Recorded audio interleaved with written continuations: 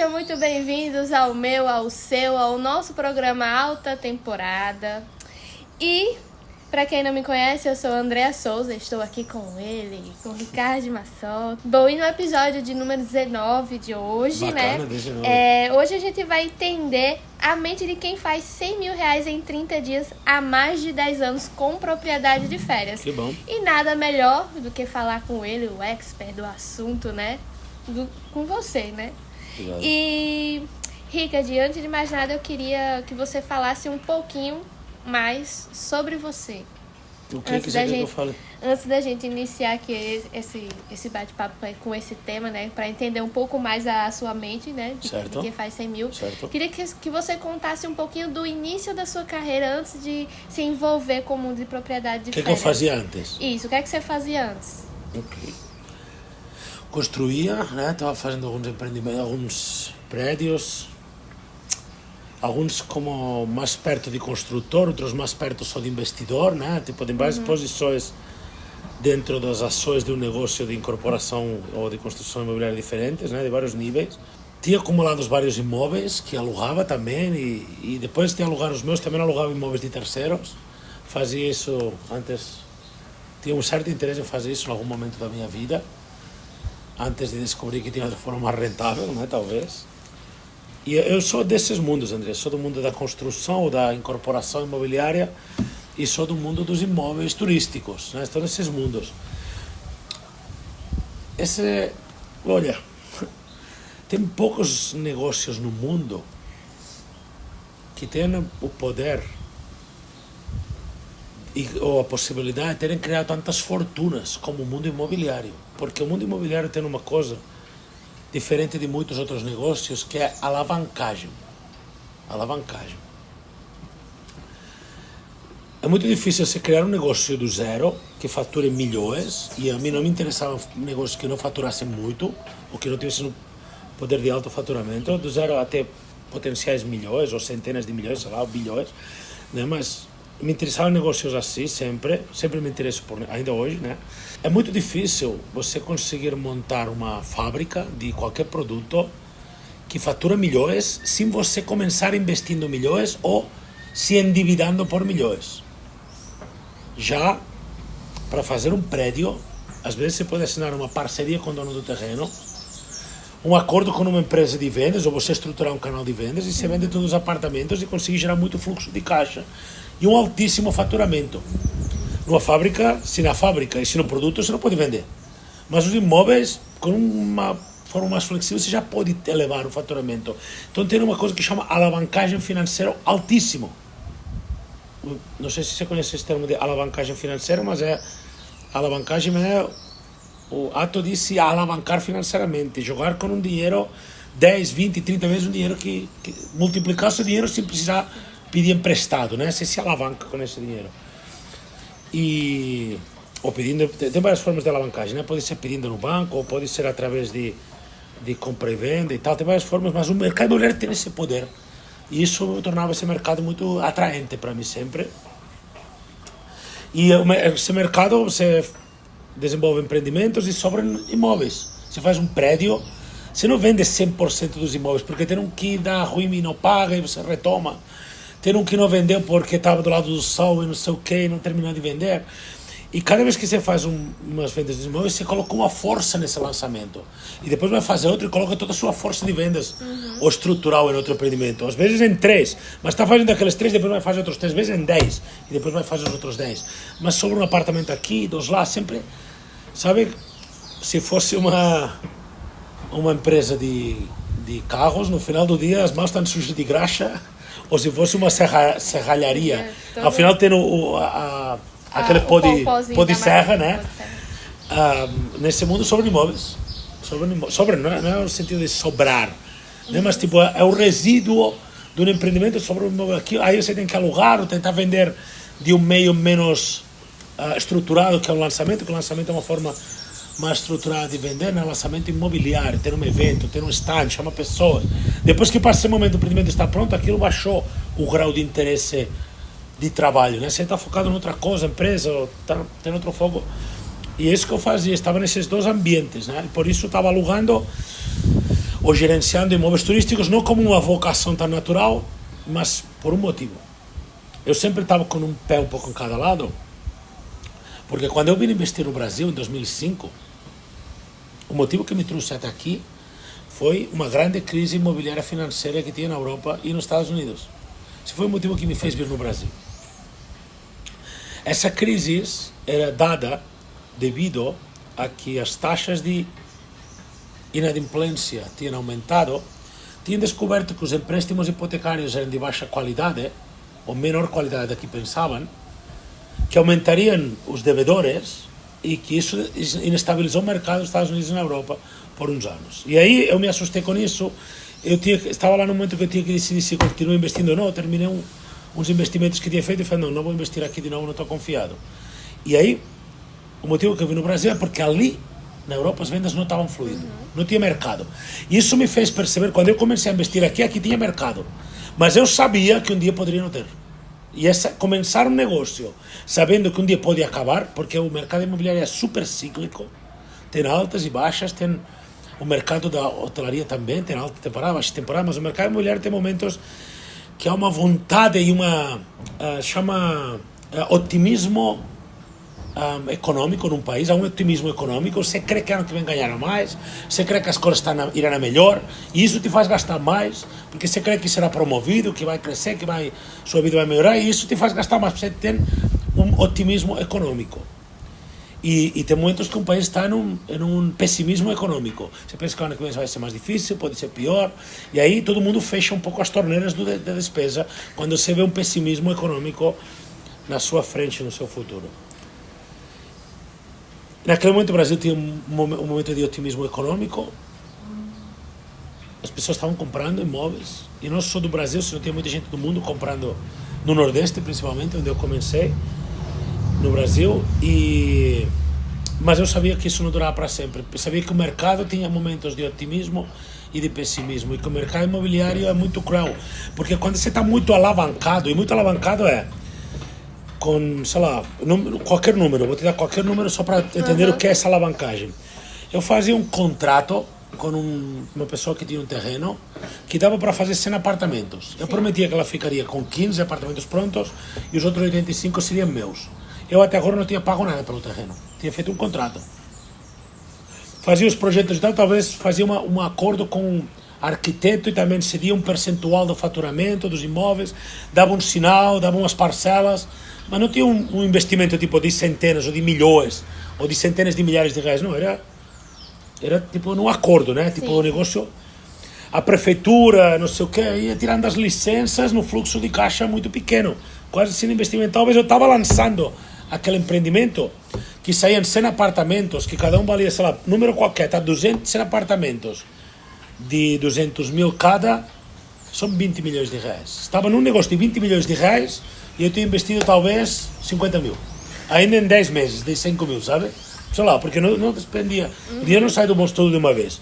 Então eu estava de 50 mil para 20 milhões alavancado.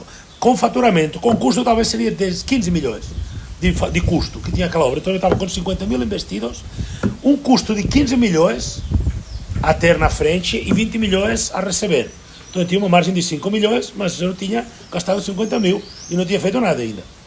Aí eu vendendo esses imóveis e encontrando uma forma de trazer liquidez para fazer esse empreendimento, isso pode ser através de securitização, de planos de pagamento que você faz com o cliente, baixa, às vezes sacrifica um pouco a sua margem, reduz o benefício, em vez de ganhar 5 milhões, me conformo em ganhar 12,5, mas que todo mundo me pague no tempo da obra, que aí eu não tenho tanto risco.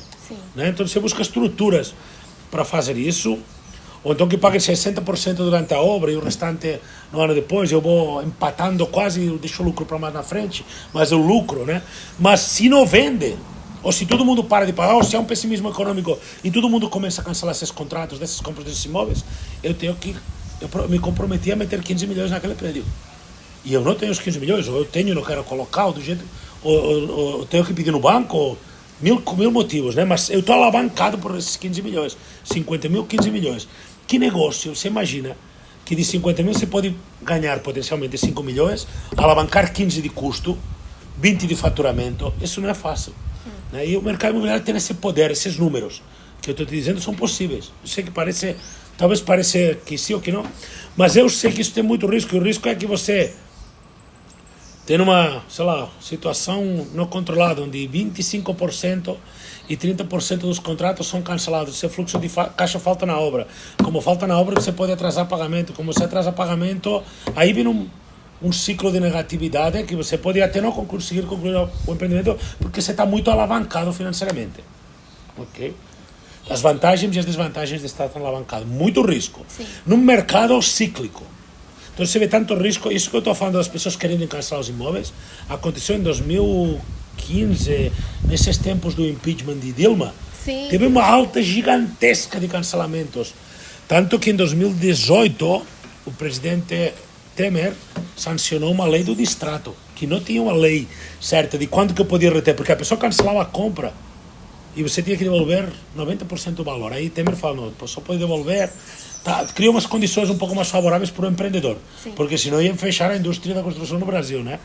Mas isso aconteceu, não estou falando coisas que são tipo teóricas, no campo da teoria, eu estou falando coisas do campo da prática. E esse mundo que eu estava, esse risco que eu tinha, e eu era uma pessoa consciente do risco que eu tinha, sabe? Eu estava fazendo, me alavancando nesses níveis, às vezes estava fazendo 3, 7 obras ao mesmo tempo, 5 obras, 8 ao mesmo tempo, ou estava investido em 5 empreendimentos ao mesmo tempo, 10, até às vezes 10 ao mesmo tempo, e níveis de investimento de investir 200 mil aqui, esperando um faturamento de 40 milhões ali, 50 mil aqui, esperando um faturamento de 7 milhões, né? Esses níveis de alavancagem e de investimento, sabendo o que eu estou fazendo, sim, mas sabendo o risco que eu estou tomando.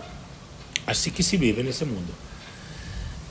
Eu também sabia que esse mercado depende muito do financiamento. Se há crédito, as pessoas compram. Se o crédito está mais difícil ou mais caro, as pessoas podem comprar menos. E sabendo de tudo isso, eu tinha que ter, por esses motivos todos, eu tinha um pé no mundo da alocação, da gestão de patrimônio. Por isso tinha os imóveis que tinham ficado para mim, porque às vezes esse empreendimento que eu falei, de exemplo, são 100 unidades, 85 minhas, 15 do dono do terreno. Dessas 85 sobravam 3 apartamentos aí. No final, em vez de lucrar os 5 milhões que eu tinha me prometido, lucrava um pouco menos, mas ficava com 3 apartamentos, que também não estava ruim, né?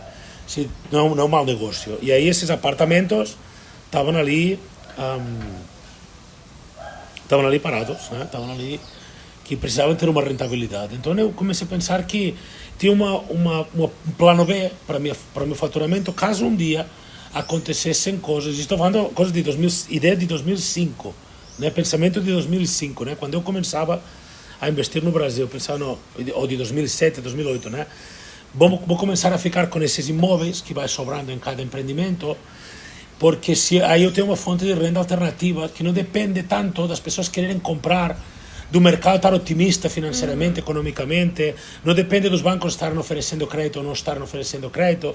Era uma outra fonte de renda mais segura, que era uma fonte de renda muito pequena para mim, porque eu estava nos negócios dos milhões, né? E aí estava nos negócios dos, sei lá, alugar um apartamento valia R$1.000 por mês, sei lá, a alocação desse imóvel era R$1.000 por mês. Se tinha 10, era 10 mil, mas nem todos os meses estão ocupados. Tem inadimplência, tem reestruturação, reforma, obra para fazer. As pessoas quebram as coisas, outro não paga, outro não sei o que, check-in, check-out, mão de obra. Eu precisava de um time para fazer isso, pagar comissão para corretores encontrarem nos imóveis. Então, no final, tinha esse negócio, mas era um negócio muito secundário, mas eu tinha porque eu sabia que era um plano B. Era como, tipo, uma alternativa boa para a minha vida no futuro. Sim. Não estava com todos... Já viu essa coisa de... Os investidores não devem ter todos os ovos na mesma cesta, no mesmo cesto, né? Sim, sim. Então eu tinha uns ovos num cesto, uns ovos no outro, uns ovos no outro, e aqui tinha um plano B, uns ovos no outro cesto, como algo que num dia poderia me interessar, investir mais, caso o mercado de compra e venda tivesse uma perca de oxigênio, né? Tivesse uma perca de intensidade, tinha um plano B. É isso que eu via e o que eu fiquei vendo nesse tempo, antes de entrar de cabeça no setor das propriedades de férias. Expliquei, né? Mas tu já tinha noção disso? Já tinha te explicado assim? com essa profundidade, não. Então, eu ia até perguntar agora, com que, se não for demais, né? Se quiser responder também. Com que idade você veio morar 25. No Brasil e já tinha toda essa mentalidade? 25. Todo esse plano. Porque na minha casa, Andrea, eu tive um pouco de eu tive um pouco de sorte, eu acho, em algumas coisas culturais que se plantaram na minha casa, sabe? Eu digo sorte porque não todo mundo teve essas ideias no entorno familiar. Teve pessoas que tiveram outras coisas no entorno familiar, né? E eu tive a sorte de que meu pai é um cara muito extrovertido, muito comunicativo, muito bem relacionado, que é muito bem humorado e que tem muitos amigos. E ele é empresário e todos os seus amigos também. Todo o entorno dele é empreendedor, empresário, investidor. Todos eles sempre foram liberais, de forma de estilo de vida financeiro, né? E sempre empreenderam e investiram e buscaram alternativas para ganhar mais. Eles falavam disso nos jantares. Então, quando eu tinha um churrasco na minha casa, lá não tem churrasco igual aqui, tá? Mas para contextualizar, né? Lá, quando eu tinha um almoço familiar lá, ou uma janta, ou não sei o quê, ou um aniversário, não era esse churrasco aqui, não tinha nem picanha, né? Tem outras comidas de lá, né? Mas o que se falava na mesa não era... Talvez mencionava futebol, mas o que se falava era de negócios. Então eu estava ali como uma criança, eu estava jogando futebol, talvez ou fazendo asneira ou besteira de criança, mas o que estava entrando no meu ouvido era isso o tempo inteiro, né? Meu pai e minha mãe muito trabalhadores, pessoas de pôr muito esforço, de ser muito constantes, de ser muito firmes, sabe? Minha mãe teve negócios na área também, empreendeu na área de restauração, teve restaurantes e também teve suas dificuldades, mas teve suas dificuldades na gestão de um restaurante, que todo mundo tem, mas ela foi 2000% cada dia para que aqueles negócios dela, os restaurantes onde ela estava investida ou ela estava operando, ou eram dela mesmo, ou que eram propriedade, inclusive ela tinha várias formas de gerenciar isso, mas ela estava entregue em corpo e alma, 2000% de manhã. Ela fazia as coisas acontecer bem, fazia as coisas funcionar, levava isso com muita intensidade, né? Adivinha quem faz a mesma coisa, né? Já sabe, né? E aí meu pai meu pai é muito mais networking, né? É muito mais relações, mas ele faz as coisas acontecerem, sabe? É um cara um pouco menos intenso no sentido de... mas não menos esforçado. Mas ele fica menos louco quando uma coisa não funciona, talvez, né? Ele talvez tenha uma forma de levar as coisas com mais distância, mais leveza emocional, mais networking, talvez, mas muito comunicativo, muito, sabe, muito carismático. Só faz amigo, né? As pessoas gostam e tal. Isso que é um cara que é duro no trabalho, sabe? É o cara que pode te dar uma bronca, sabe? Então você puxou ele bastante. Não, que isso. Né? Talvez a personalidade um pouco de cada um. E depois o entorno, né? Olha, tinha grandes amigos. Agora, neste mês de dezembro, está chegando um filho de um grande amigo do meu pai também, que compartilhamos muito tempo da vida junto, vai passar 3 meses aqui no Brasil também, né? Que tem 3, com a esposa dele, e 3 filhos maravilhosos que ele tem. Você com certeza vai conhecer ele, né? Está encantado pelo Brasil também, né? E somos filhos dessa geração, né? Que já estavam e que têm essa vida em conjunto. E eles falavam disso, eles estavam almoçando, jantando como se fosse o churrasco, mas eles estavam preparando um investimento, preparando um negócio, falando de todo esse mundo, e isso que eu ouvia. Aí tinha esse cara, que o filho dele está vindo agora, chama Mateu, né? O Mateu filho está vindo, que é o pai, amigo do meu pai. Inclusive, meu avô era amigo do avô dele, para você saber, né? Geração de três gerações, é engraçado isso, sim. E conheci o avô dele, né? Era um senhorzinho que fumava uns charutos. E eu me lembro sempre, eu fui fumante por muitos anos e sempre me utilizava dele para justificar meu erro em fumar, né?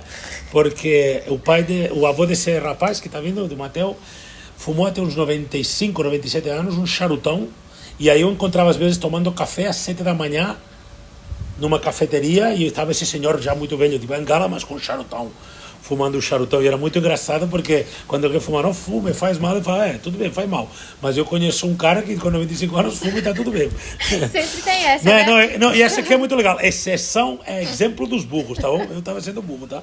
Exceção é exemplo dos burros, você não sabe, né? Exceção é exemplo dos burros, essa é de Pedro Sobral, inclusive vou dar os méritos para ele, né? Exceção é exemplo dos burros. E nada, e isso que eles falavam, esse homem era construtor, meu pai tinha uma madeireira, tinha outra pessoa ali que tinha uns hotéis, tinha outra pessoa que tinha uma empresa de ferro, né, forjado, né, como se fosse, sei lá, um Gerdau, né, não sei, uma empresa, uma distribuidora. Então tinha várias empresas ali na mesa sempre, que eles meio que tinham um lobby aí, né, eles se ajudavam uns aos outros. Isso que eu vivi, né. Então com 21 anos eu comecei a empreender, era inevitável, né. Muito cedo eu comecei a empreender, eu comecei a buscar formas de gerar receita. Eu me dei conta da importância do dinheiro nesse mundo. E no momento eu falei, olha, este mundo funciona com dinheiro, as coisas são melhor com mais dinheiro, tem umas coisas, não que o dinheiro dá felicidade, mas tem umas coisas que são melhor com mais dinheiro, tem umas coisas que são pior com menos dinheiro, coisas inclusive às vezes básicas como saúde ou paz de espírito, ou não sei o que, né? Os boletos aqui na mente são um peso que ninguém gosta de ter, né? E eu já tive também, né, boleto aqui na minha cabeça. Eu, nos primeiros anos empreendendo, me alavancando dessa forma, eu me lembro que tinha vários empréstimos por pagar e não podia parar nem nos domingos. Eu trabalhava de domingo a domingo, sempre para sempre, sem saber quando pararia, porque estava muito investido, né?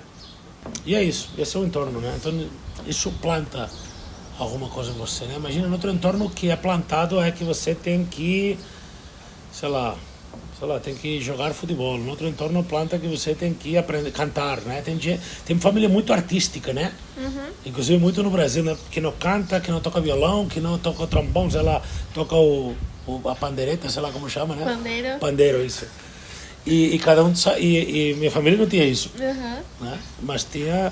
Olha, a pior coisa que meu pai podia falar de alguém, pior era falar, tal pessoa é preguiçoso. Era tipo, tal pessoa é preguiçoso e todo mundo.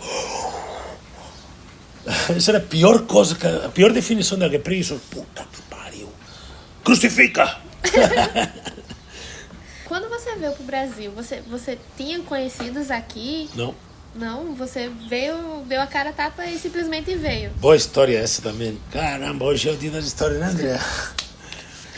Eu fiz um investimento num lugar que chama Carré Major, que é uma rua principal. Fiz um investimento.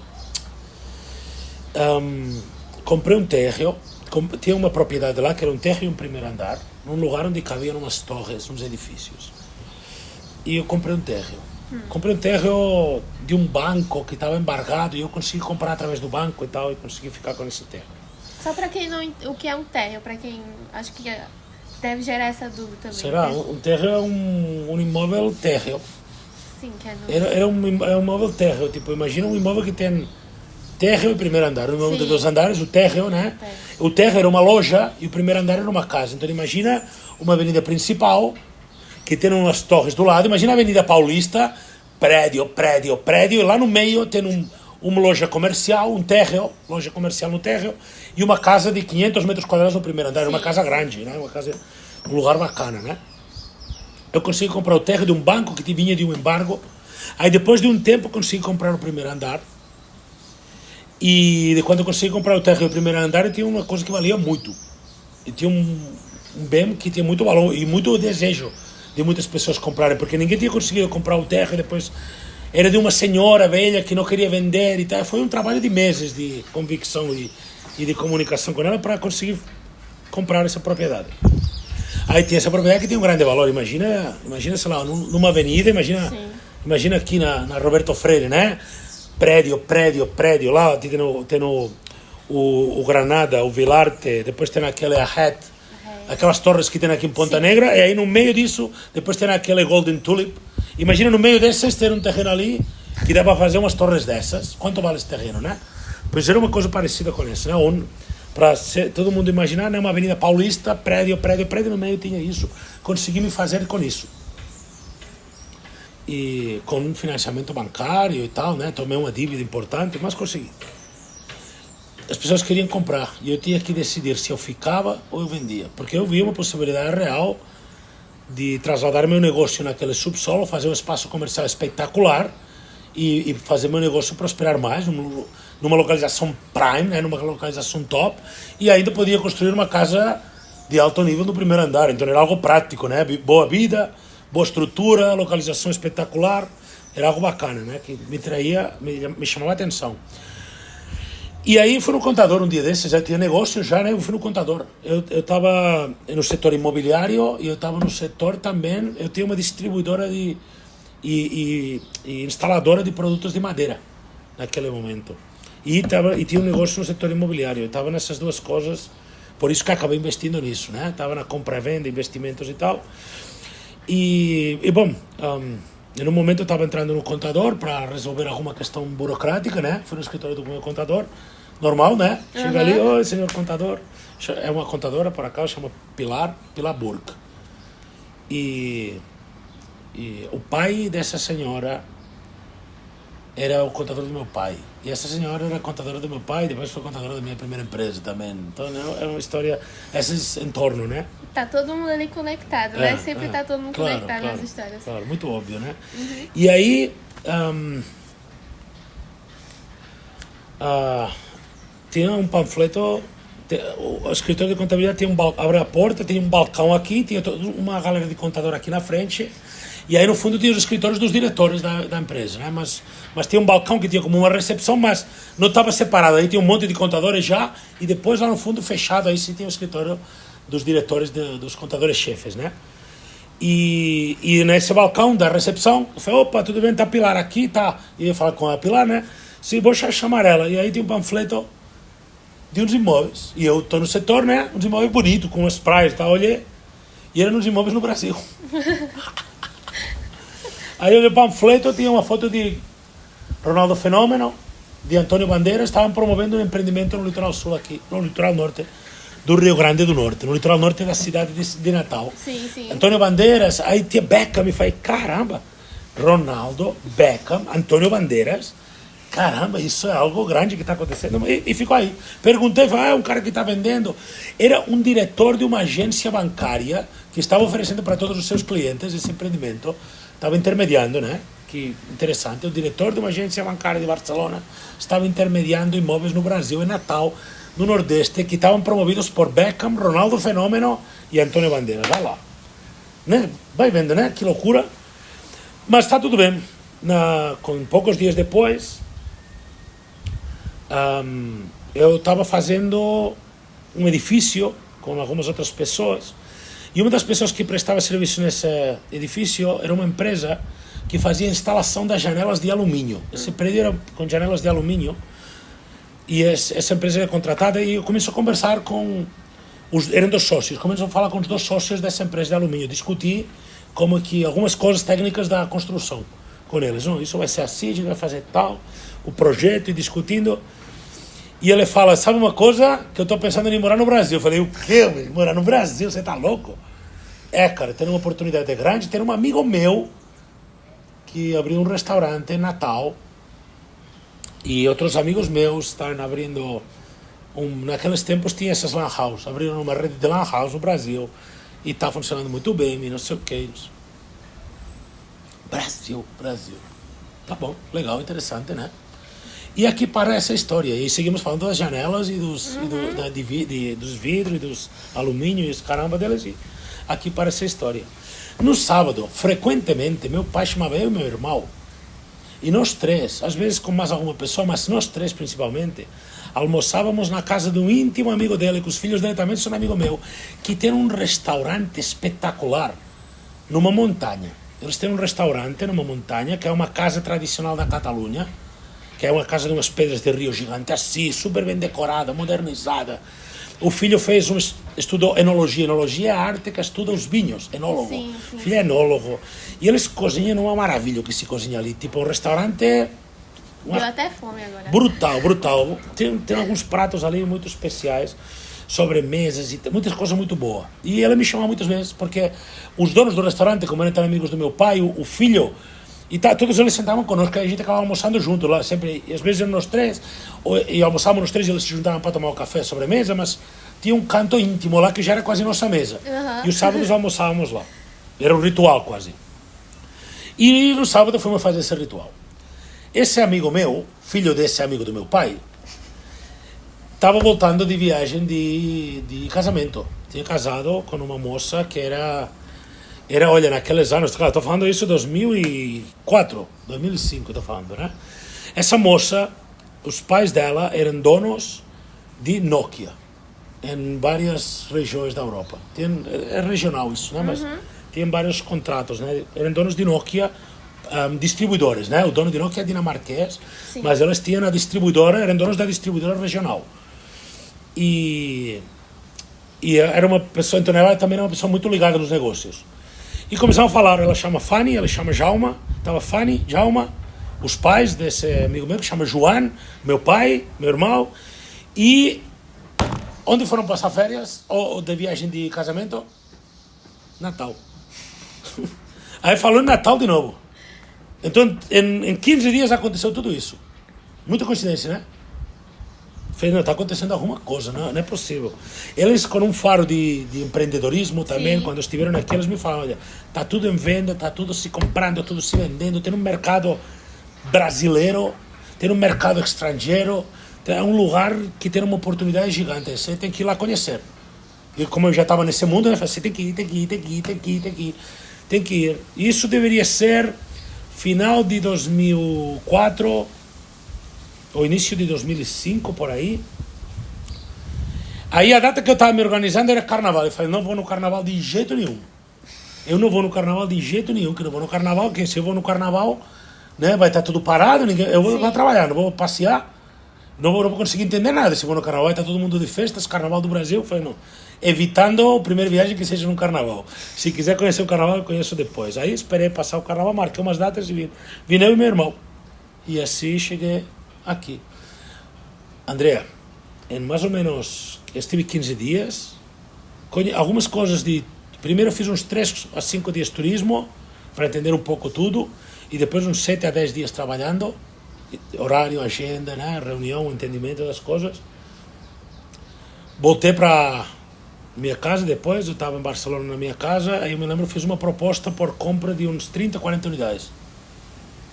Aí comecei a investir. E aí depois primeiro comprei unidades e revendia, depois comecei a construir, depois, né, tudo isso que a gente estava falando. Muita gente deve achar, né? Não, para mim construir o meu negócio de propriedade de férias, eu preciso já ter ali um dinheiro guardado. E eu já preciso ser rico, já ter condições para construir o meu negócio de propriedade de férias. Então eu acredito que pessoas também acham que você, como sua família já era de uma família de empresário e tudo mais, eles te ajudaram em alguma negativo, coisa? André, comecei negativo, olha. Eu era um moleque responsável de 20 anos, tá bom? Meus pais decidem que vai se separar. Eu me acho muito adulto e maduro com 20 anos e falo, não vou escolher se vou morar com meu pai ou com minha mãe, vou morar só, que eu sou muito homem. Ridiculamente arrogante, quase, porque eu não tinha nem noção do que era morar só e se virar nos 30. Aí consegui fazer, eu trabalhava, tinha uma receita, né? Eu tinha que estudar, fazia minhas coisas, mas eu tinha uma receita, então me deram um financiamento há 35 anos. Parcelas por 35 anos e consegui comprar um apartamento. Trabalhava, dava para pagar, mas eu me embananei todo, chegou o verão, gastei mais da conta, e aí fiquei atrasado 3 parcelas. O dono do banco não, o diretor da agência bancária, onde eu estava devendo, era amigo do meu pai. Meu pai era meu abalista. E ligou para o meu pai e falou, escuta, se seu filho não pagar, a gente vai ter que embargar na sua conta, porque está devedor 3 parcelas. Meu pai, o quê? O quê? Esse moleque? Eu era esse rapaz responsável com 20 anos, que não tinha noção das coisas, que não tinha tido grandes dificuldades na vida, também não grandes coisas boas, sabe? Estava no meu mundo aí. Não tinha responsabilidade com 20 anos, era um moleque responsável total.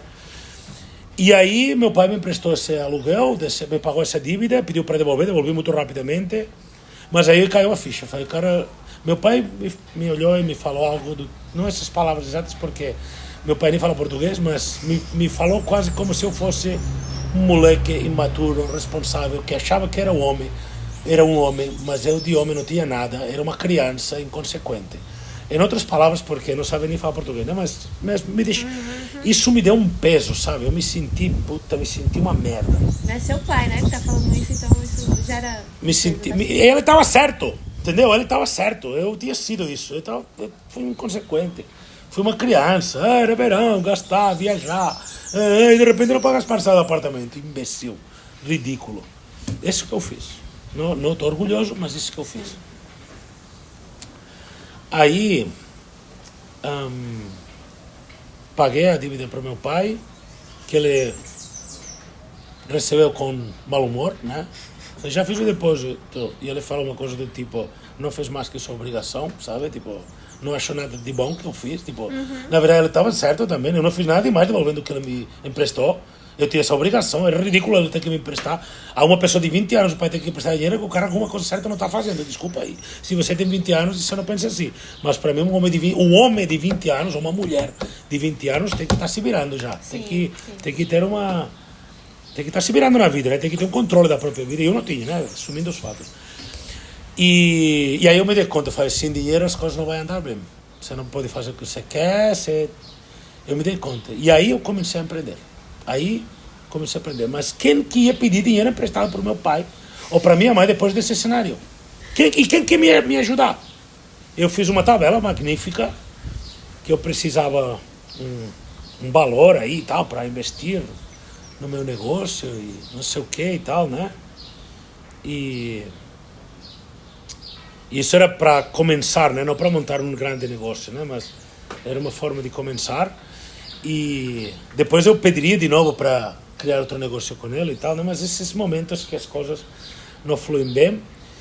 E ele negou, claro. Eu pedi um valor, ele negou. E eu tinha uma experiência, sabe? Eu sabia o que estava fazendo. Sim.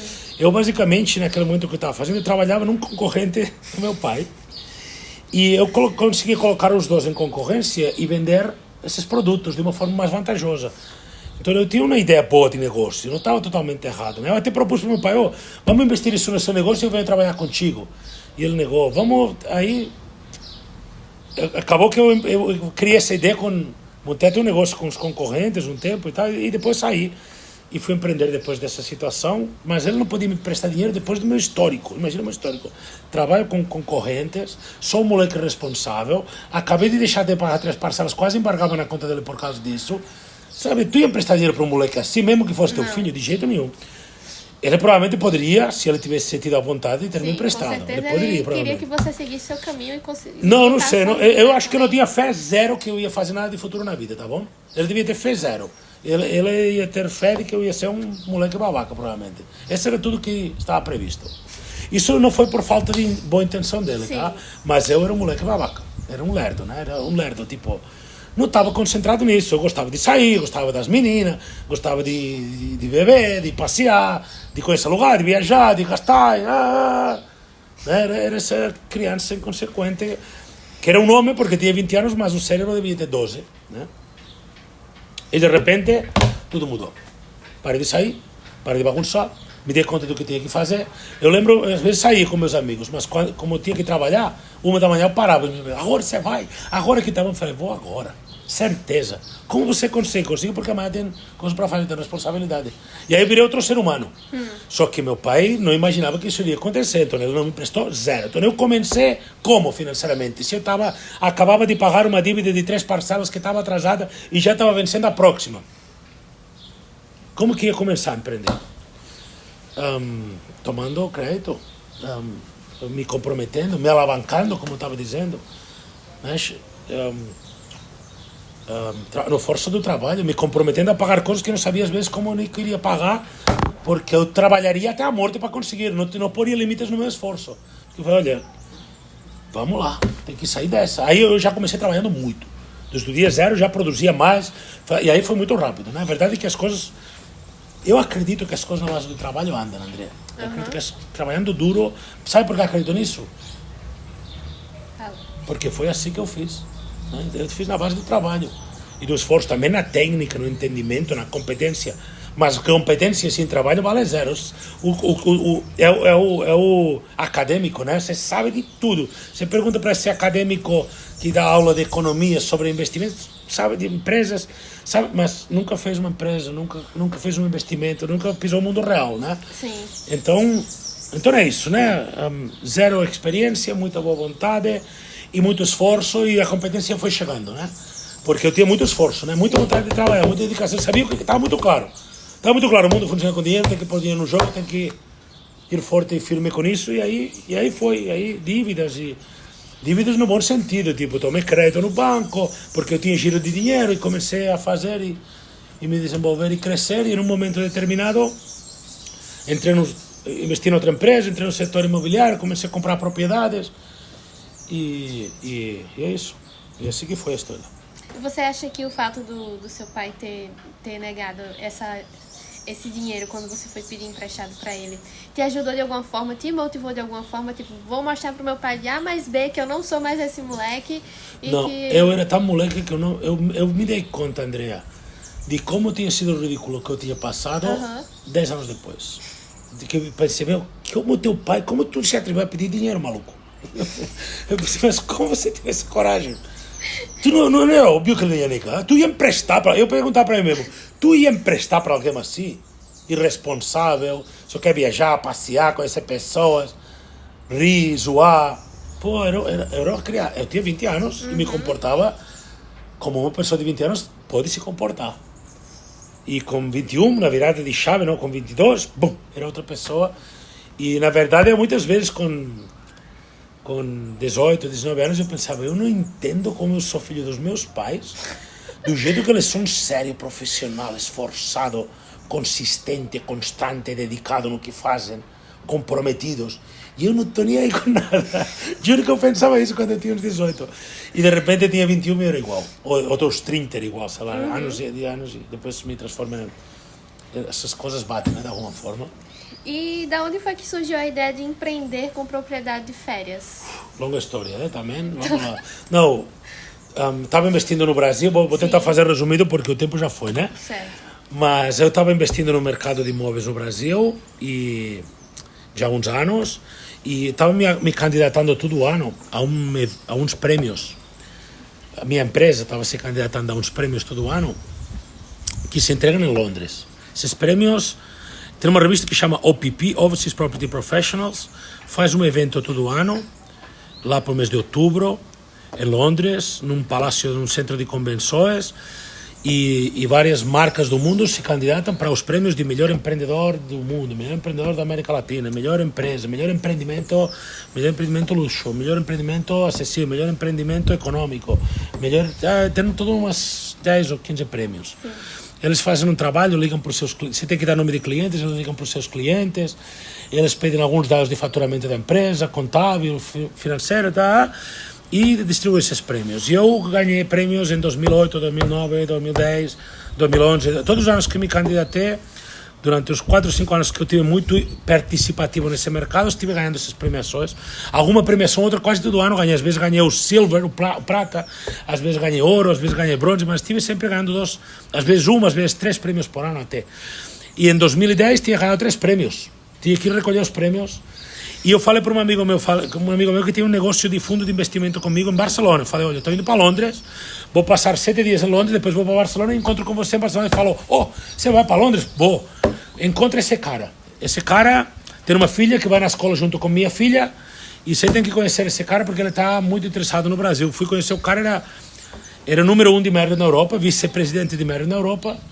Nessa mesa tinha um íntimo amigo meu que é advogado também, que escreveu a lei de propriedades de férias na Europa, foi a pessoa que redatou a lei, e estava com a pessoa que criou o sindicato, que criou a indústria na Europa, a pessoa que criou a lei, e eu lá, para falar do Brasil, que ninguém queria saber, e acabou ao contrário, acabei eu entrando em propriedades de férias, mas no Brasil. Né? E essa foi, basicamente, quando eu entrei com essas 3 pessoas, com a pessoa que escreveu a lei na Europa e com a pessoa que iniciou essa indústria com Marriott, com grandes empreendimentos nas Ilhas Canárias, em Marbella, Andaluzia, né? Grandes empreendimentos em Itália, também fizeram Euro Disney no Marriott, em Paris, né? Grandes empreendimentos e assim entrei no setor, muito rápido resumido, por essas pessoas que me influenciaram. Sim, bacana. Só um bate-bola rapidinho aqui pra gente encerrar. O que mudou na sua vida quando você começou a empreender com propriedade de férias? A grande coisa que eu diria que muda na sua vida é que você nunca mais precisa ficar esperando que a economia esteja positiva, ou que o mundo esteja fácil, ou que a pessoa queira comprar, porque você gera demanda, gera faturamento, o controle está muito mais na sua mão, e esse controle é noite bem dormida. Esse controle do negócio, do faturamento, do crescimento é noite bem dormida.